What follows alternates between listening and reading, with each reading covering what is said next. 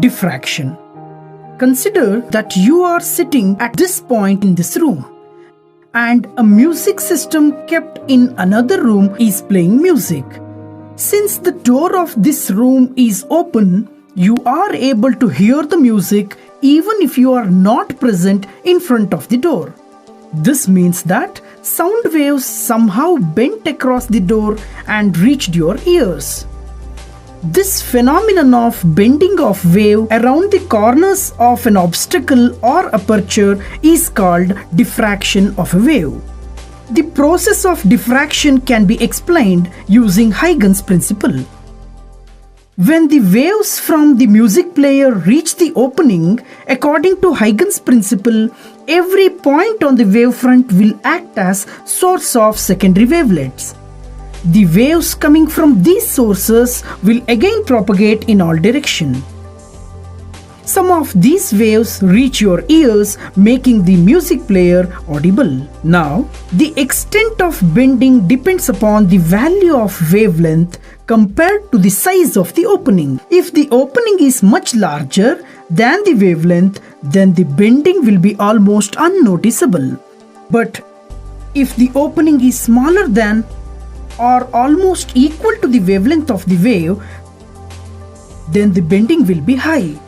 Now consider another situation where we have a light source instead of a music system. As we can see here, the light waves have illuminated only this part of the room. This means that the light waves did not bend to illuminate this region. This type of regions where a particular wave is unable to penetrate is called shadow region. Now, the question is, why did the light waves bend so least and sound waves bend so high? The answer to this lies in the property of wave, which states that the extent of bending of any wave depends upon the value of its wavelength lambda compared to the size of the opening d. The bending of a wave or diffraction will be high only if the size of the opening d is either comparable to lambda or is smaller than lambda.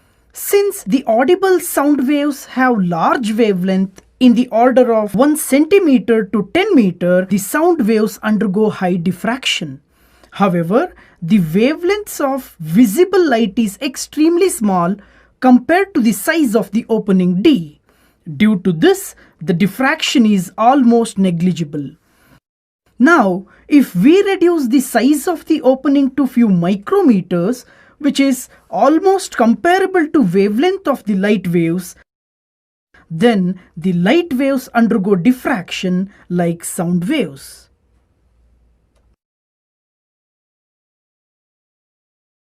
Fraunhofer's diffraction at a single slit. When a monochromatic light wave is allowed to fall on a tiny opening with size in few micrometers, the light undergoes diffraction. Now, if we place a screen in front of the opening, alternate dark and bright pattern is formed on the screen.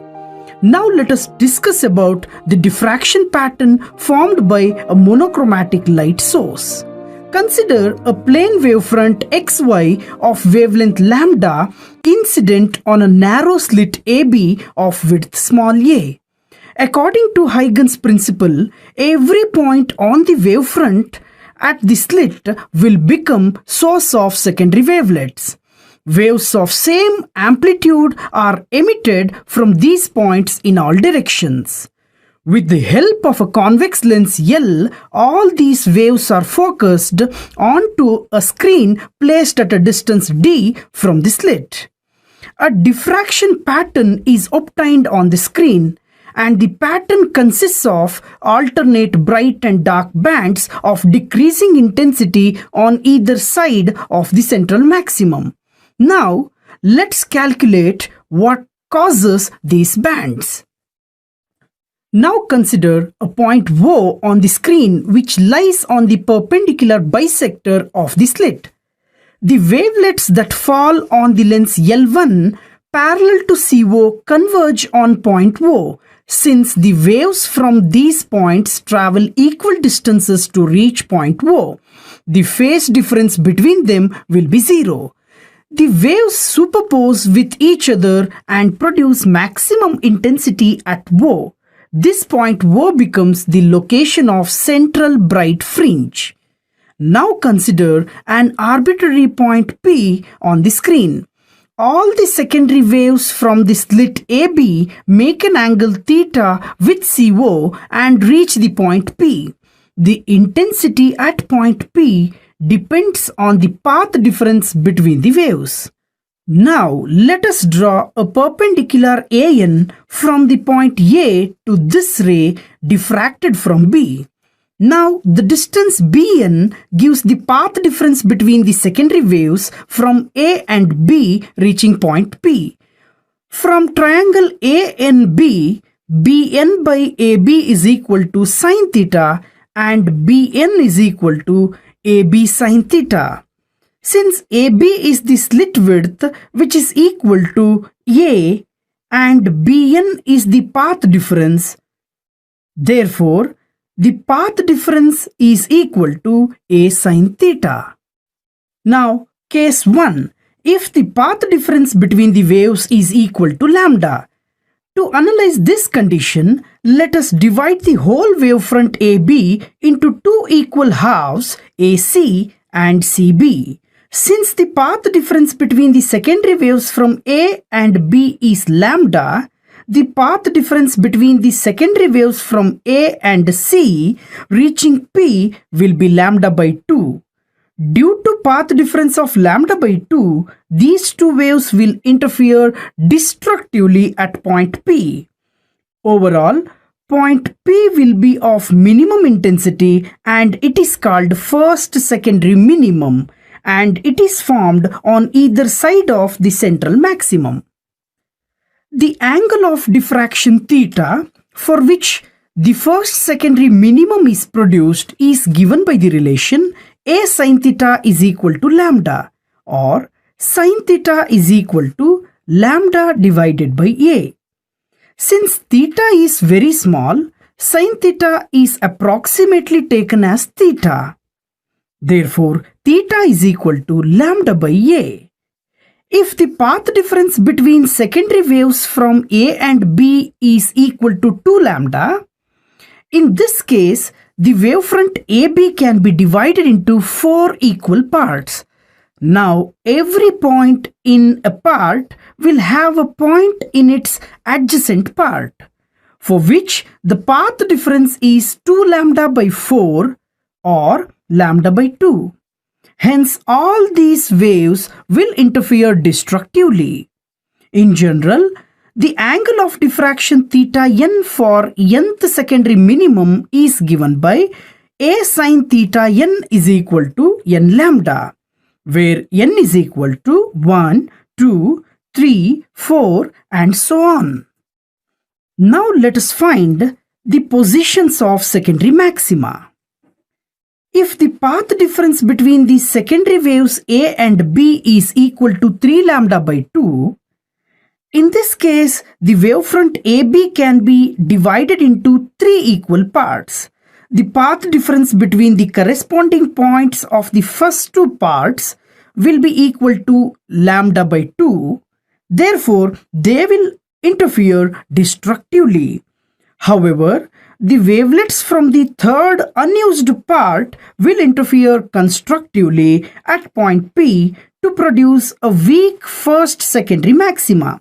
Similarly, second secondary maxima will be formed on the screen where the path difference is equal to 5 lambda by 2. In general, the angle of diffraction for which the secondary maximum are produced is given by A sin theta n is equal to 2n plus 1 lambda by 2, where n is equal to 1, 2, 3, 4, so on. Now, let us look at the width of the central maximum. The linear width of the central maximum is the distance between the first secondary minimum on either sides of the central maximum at O.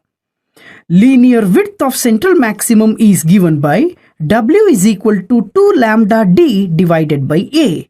Here D is the distance of the screen from the slit, A is the width of the narrow slit, and lambda is the wavelength of the light. Angular width of the central maximum is given by omega is equal to 2 lambda divided by A, and the units of angular width is radian. Figure here shows the intensity of diffraction pattern for single slit for various angular positions sin theta. The pattern has central bright maximum formed at point O. The angular positions of various secondary minima are sin theta is equal to plus lambda by A minus lambda by A plus 2 lambda by A minus 2 lambda by A, and so on. Similarly, the angular positions of various secondary maxima are sin theta is equal to 3 lambda by 2A minus 3 lambda by 2A plus 5 lambda by 2A minus 5 lambda by 2A, and so on. The intensity of central maximum is highest, and the intensities of secondary maxima goes on decreasing as the distance from the center O goes on increasing.